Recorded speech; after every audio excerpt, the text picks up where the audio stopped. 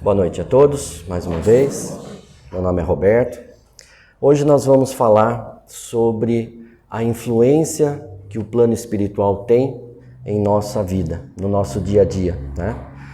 E para guiar o nosso trabalho, guiar a nossa conversa, eu trouxe aqui algumas questões que estão lá no Livro dos Espíritos, que falam justamente disso. O capítulo todo, ele tem, o trecho todo, ele vai das questões 459 a 472. Vocês podem depois ler com mais calma todas as perguntas, mas eu pincei algumas para que a gente possa então entender esse ponto, né, que nós vamos conversar, porque Kardec, quando ele redigiu, quando ele formulou e organizou o Livro dos Espíritos, ele mesmo já deixou bem claro na própria mensagem que há na contracapa do livro, que é uma obra que traria os princípios da doutrina espírita, principalmente, e um dos pontos é a relação dos espíritos com os homens, com os encarnados, né, bem dizendo. Então, nessas questões que eu acabei de citar, ele vai fazer algumas perguntas para os espíritos para justamente compreender como é essa relação. E eu vou ler então numa sequência, porque elas se encadeiam e a gente consegue depois conversar com mais calma. Ele pergunta assim: influem os espíritos em nossos pensamentos e em nossos atos? E os espíritos respondem: mais do que imaginais, pois com bastante frequência são eles que vos dirigem. Imagine você receber uma resposta como essa, querendo simplesmente saber se há alguma influência do plano espiritual, dos espíritos no nosso dia a dia, e os espíritos respondem: muito mais do que vocês imaginam. Com frequência são os espíritos que dirigem os seus atos. E aí ele continua: como distinguirmos se um pensamento sugerido procede de um espírito bom ou de um espírito mau? A resposta: estudai o caso. Os espíritos bons só para o bem aconselham. Compete-vos discernir. Aí já começa a aparecer em que ponto está a nossa participação nessa questão das influências. Porque, embora, segundo a leitura dessas questões, nós vamos entender que há uma mistura desses pensamentos. Quando a gente está refletindo, né, a gente está em silêncio, refletindo sobre algum assunto, tentando tomar alguma decisão, a nossa mente fica em um turbilhão de pensamentos, de ideias e situações que vão e vêm. Será que faço? Será que não faço? Mas muitas dessas ideias, muitos desses pensamentos não são nossos. São desses influenciadores que estão auxiliando a nossa tomada de decisão. Seja ela para que a gente possa partir para um caminho que vai nos fazer bem ou que vai nos fazer mal, que vai nos prejudicar.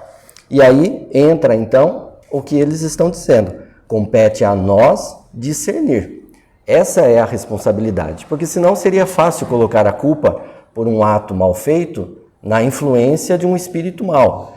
Ou então alguém poderia dizer: você não teve mérito nas suas escolhas porque foi um espírito bom que te aconselhou. Mas nenhuma das duas opções é verdadeira. Porque embora a gente tenha, como ele diz aqui, a influência do bom e do mal, a responsabilidade é nossa em discernir uma coisa da outra, certo? E aí, continuando: com que fim os espíritos imperfeitos nos induzem ao mal? Para que sofrais como eles sofrem. Então, esse é o principal objetivo que o espírito imperfeito vem nos influenciar e nos tentar levar para um caminho também de erro, de equívocos, de sofrimento. Porque pode acontecer, não é o caso, não estou falando disso nesse momento, não é obsessão, é simplesmente a nossa energia negativa, o nosso pensamento infeliz, que atrai para junto de nós espíritos também infelizes. Espíritos que estão na mesma faixa de vibração que nós estamos emitindo de energia. Então, por uma questão de afinidade, esses espíritos menos esclarecidos, eles se aproximam, porque eles encontram em nós, encontram na nossa mente um foco de atração, como se fosse um ímã. E aí vai atrapalhar ainda mais a nossa capacidade de pensar, porque se sozinho, estando preocupado, estando ansioso, já é difícil que a gente consiga tomar uma decisão. Imagine com uma multidão de seres ao nosso redor, partilhando da mesma negatividade, das mesmas preocupações, das mesmas angústias, tentando estando próximo de nós, atrapalhando a nossa forma de pensar, né? Então, daí que vem essa ideia de que para que a gente sofra como eles sofrem. Por isso que os espíritos imperfeitos nos induzem ao mal, porque para muitos desses não há outro caminho, eles não conhecem ainda outro caminho. Então, eles entendem que estar próximo de nós é estar próximo de um deles, é estar próximo de um espírito imperfeito também, que pensa como eles, que sente como eles e que quer agir como eles. Mas, com o discernimento que nós temos, a gente tem e precisa se melhorar para sair desse patamar de vibração, para sair dessa faixa e conseguir se libertar dessa influência. Mas há também, agora sim, os casos propriamente de obsessão. Os casos em que espíritos também imperfeitos, ignorantes, por um motivo bem particular, se arrodeiam de alguém, né, de algum encarnado, para que justamente possa fazer a ele algum tipo de malefício. Também serve essa resposta, para que nós tenhamos o mesmo sofrimento que eles estão passando. Porque um espírito obsessor, um espírito ignorante, que está cego pela vingança, que está cego por aqueles erros que eventualmente nós cometemos contra eles, eles estão sofrendo. Não dá para dizer que alguém, encarnado ou desencarnado, que passe anos e anos e anos sofrendo por uma vingança, buscando um ressarcimento moral, que essa pessoa possa ser feliz, que essa pessoa esteja num estado de felicidade. Então, como nós estamos falando da influência dos espíritos nos encarnados, especificamente a gente está focando nessa obsessão do desencarnado para o encarnado.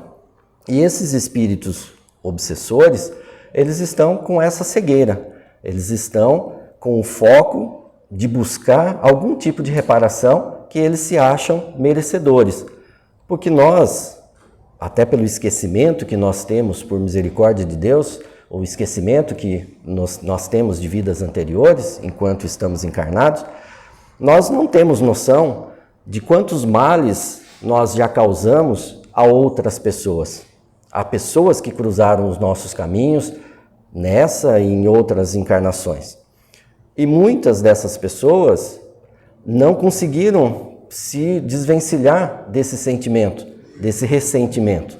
E aí buscam, a todo custo, fazer com que aquele que causou o sofrimento dele, no caso a gente, também receba a justiça que eles acham que precisa ser feita, né? Porque não entenderam ainda que não existe esse tipo de justiça, que a única justiça que existe verdadeiramente é a justiça divina.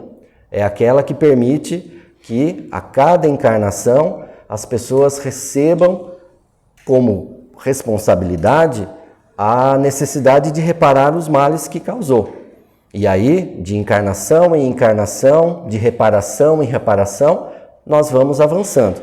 Nós vamos deixando para trás os nossos erros, as nossas imperfeições e se melhorando e reparando os equívocos que fomos cometendo lá atrás. Mas alguns obsessores não conseguem entender dessa maneira. E aí perseguem, e aí aproveitam qualquer brecha da nossa fraqueza espiritual para se aproximar, para buscar uma chance de nos levar a esse desfiladeiro que vai nos encaminhar para a nossa infelicidade, né? E aí Kardec também pergunta, pode o homem eximir-se da influência desses espíritos que procuram arrastá-lo ao mal? Pode, visto que tais espíritos só se apegam aos que, pelos seus desejos, os chamam, ou os que, pelos pensamentos, os atraem. Que foi o que eu falei. Quando a gente se coloca numa posição mental ou numa posição moral de desejar o mal, de pensar o mal, de se beneficiar com os prazeres que o mal pode trazer, obviamente que a gente está, mesmo que inconscientemente, chamando para perto de nós esses espíritos que pensam da mesma maneira. E eles vão se aproveitar. Se é uma simples influência, como eu falei no começo, de espíritos que se aproximam por afinidade, é uma situação até mais simples, digamos assim, de se resolver. Agora, quando a gente se encontra diante de uma obsessão, de um espírito obsessor, um espírito que está ali querendo mesmo causar um mal àquela pessoa, por qualquer motivo que ele ache pertinente, esse nosso estado mental de praticar o mal, de pensar no mal, de desejar o mal, é a porta que eles precisam para se aproximar, para se fixar na mente daquele a quem ele quer fazer o mal. E em muitas obras de André Luiz, a gente aprende, né, que o processo da obsessão, o processo dessa influência negativa, se dá muitas vezes não porque o espírito obsessor cria as situações que te levam à infelicidade. O espírito se aproveita daquela bagagem ruim que você já tem. Então, quando alguém, por exemplo, tem dentro de si o egoísmo, o ciúme doentio por alguém, a posse, não precisa mais do que isso para que o espírito obsessor se aproveite dessa situação e crie elementos ao redor da pessoa para que ela própria caia em desgraça. Não é o espírito obsessor que vai fazer, por exemplo, surgir no celular da pessoa uma mensagem suspeita que faça com que ele brigue com a esposa. As coisas estão lá, dentro da mente daquele encarnado que ainda não se livrou desses maus pensamentos, desses maus sentimentos. Então, fazer acontecer uma situação que leve alguém à ruína é muito simples, porque o obsessor se vale da própria bagagem que o encarnado carrega. E nós sabemos que nós vivemos num planeta de provas e expiações e que todos nós temos ainda manchas morais na nossa vida. Nós temos ainda muitas coisas para aprender, muitas coisas para se livrar de pensamentos, de sentimentos, de vontades, de ciúmes, enfim. Tantos sentimentos que são utilizados pelos espíritos obsessores, por esses espíritos que tentam influenciar a nossa vida negativamente. E aí, como no texto que nós lemos inicialmente, Emmanuel ele é bem claro e didático em dizer: a gente não precisa se preocupar com essas influências negativas. Porque do mesmo jeito que nós somos influenciados por conta do nosso aspecto interior, se o nosso aspecto interior for positivo, nós também podemos influenciar aqueles que estão ao nosso redor, sejam encarnados ou desencarnados. E aí, quando a gente se compreende a necessidade de se melhorar, de se transformar numa pessoa melhor, de buscar auxílio para que dia a dia a gente consiga limpar o nosso coração, os nossos pensamentos, a gente acaba servindo de exemplo, de influência para esses espíritos que estão nos observando. Muitas histórias, muitas situações reais nós lemos de livros de Chico Xavier, de Valdo, em que o espírito tendente ao mal, querendo prejudicar, olhando naquele encarnado e dizendo: é ele que eu quero prejudicar. Mas ao observar a mudança de comportamento que aquela pessoa estava colocando em prática, ele percebe que aquele que está ali hoje em dia não é o mesmo que fez mal para ele há tantas e tantas encarnações passadas. Ele consegue entender que existe uma diferença, que as pessoas, com o passar do tempo, com o passar das atitudes novas, se modificam, se melhoram. Então até aquele canalha, aquele traidor, aquele amigo infiel, aquela esposa ou aquele marido infiel que fez tanta coisa ruim lá no passado, hoje, depois de ter sofrido, depois de ter recebido tantas responsabilidades e tantas oportunidades de se recuperar, hoje é um amigo leal, hoje é um esposo, é uma esposa fiel, é um pai amoroso, é uma mãe dedicada. E aquele que se sentiu prejudicado uma vez pode olhar esses exemplos e dizer: existe mudança, sim, e eu posso mudar também. Então, quando a gente se modifica, independente de como foi o nosso passado, independente de quais erros a gente possa já ter cometido, quando a gente se propõe a se modificar, a gente está mostrando para a espiritualidade que nos rodeia, para o universo, que nós estamos conscientes da nossa necessidade de se melhorar. E aí, como Emmanuel falou, a influência que a gente envia para os outros é a mesma que a gente vai receber.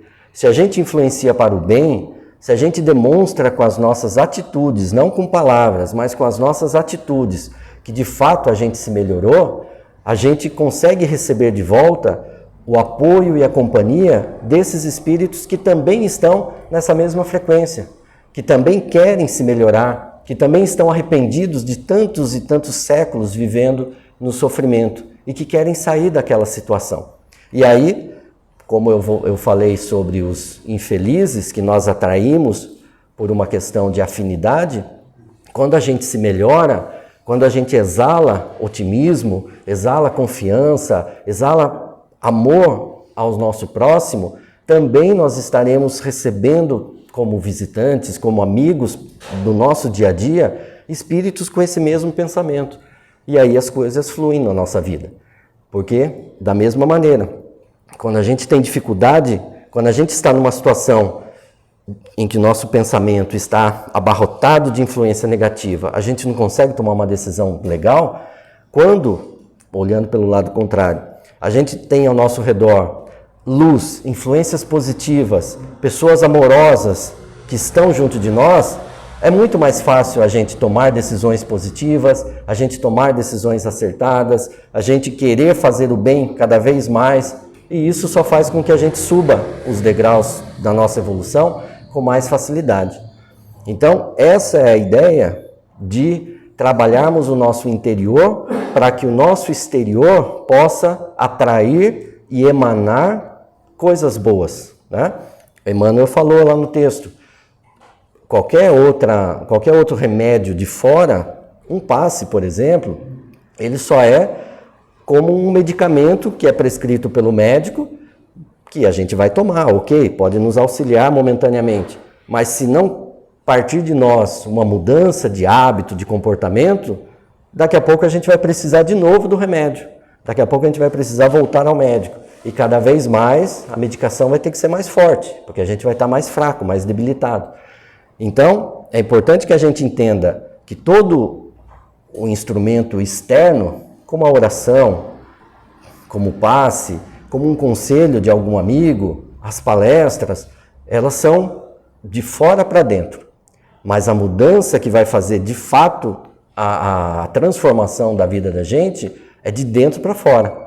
É modificar o nosso ser, para que aí sim a nossa anteninha possa emanar coisas boas, sentimentos positivos e atrair para junto de nós essas questões, né? Espíritos com esse mesmo grau de bondade, de luz. E hoje eu estava preparando a palestra e eu me deparei com um texto que eu achei muito interessante e falei, acho que eu vou tentar utilizar na palestra de hoje. E era um texto que falava sobre uma passagem bíblica que está em Marcos, está em Lucas, está em Mateus, que é a cura do cego Bartimeu. E, bem rapidamente, Jesus transitava por uma determinada cidade, A multidão acompanhava e havia lá um cego que mendigava, e ele, chamado Bartimeu, e ele, quando soube que era Jesus que estava ali arrastando aquela multidão, ele não se deu por vencido. E ele gritava: Jesus, filho de Davi, tem misericórdia de mim. Jesus, filho de Davi, tem misericórdia de mim. E as pessoas: não grita, calma, cala a boca. E ele, ao receber esse tipo de reprovação, ele gritava mais alto ainda: Jesus, porque ele queria chamar a atenção, porque ele sabia que era dali que viria o que ele estava buscando. E aí Jesus, então, se apercebe disso, pede para que ele se aproxime, pergunta o que ele deseja, e ele fala: que eu veja. E aí Jesus, então, produz um dos seus milagres e ele retoma a sua visão física e segue o seu caminho, e as pessoas, vendo aquilo, louvam o nome de Deus. E o texto falava justamente isso, que muitas vezes nós não somos cegos físicos, mas nós somos cegos espirituais. Nós temos a certeza de que é de onde vem o que pode nos auxiliar, mas a gente não busca, a gente não pede o apoio, a gente não pede a misericórdia de Jesus para o nosso dia a dia, para que a gente possa sair da nossa cegueira espiritual. Então o texto recomendava, né? Sejamos humildes, sejamos com bastante fé, tenhamos bastante fé, assim como o cego Bartimeu, que sabia que era a partir do toque de Jesus que ele conseguiria alcançar aquela graça. E nós, que embora não estamos cegos materialmente, mas muitas vezes espiritualmente, a gente precisa também ter essa mesma fé, essa mesma humildade. E quando a gente se deparar por alguma situação que a gente não consegue se livrar sozinho e que dia após dia tem só atraído pensamentos difíceis, angústias, preocupações, e com isso aumentando a influência dos ignorantes junto de nós, que a gente possa gritar bem alto no nosso coração: Jesus, tem misericórdia de mim. Se aproxime de mim, me ajuda, me dá força, abra os meus olhos, para que eu saiba por onde escapar dessa situação. E com fé, com resignação de que tudo é o melhor para a gente consegue, confiando no nosso Mestre, confiando nesse amigo que já nos ensinou muitas coisas. E sua passagem pela Terra, como encarnado, tem justamente esse simbolismo de dizer: as lições que eu pude ensinar, eu deixei para vocês. Mas coloquem em prática, estejam perto de mim. Então, que a gente consiga ter essa disposição de compreender onde é que a gente tem as nossas dificuldades e avançar, pedindo apoio a Jesus, a nossa mãezinha Maria de Nazaré, talvez aquele espírito que foi santificado, que cada um possa ter intimamente no seu coração, a sua devoção, que a gente possa pedir para esses espíritos amigos se aproximarem de nós, trazer a influência positiva deles nas nossas ações, né? E aí Kardec, como ele não era bobo, né, ele quis saber como era a influência então dos negativos, mas ele quis saber por que meios podemos neutralizar essas influências, né? Porque se há o problema, ele quer saber também como solucionar esse problema.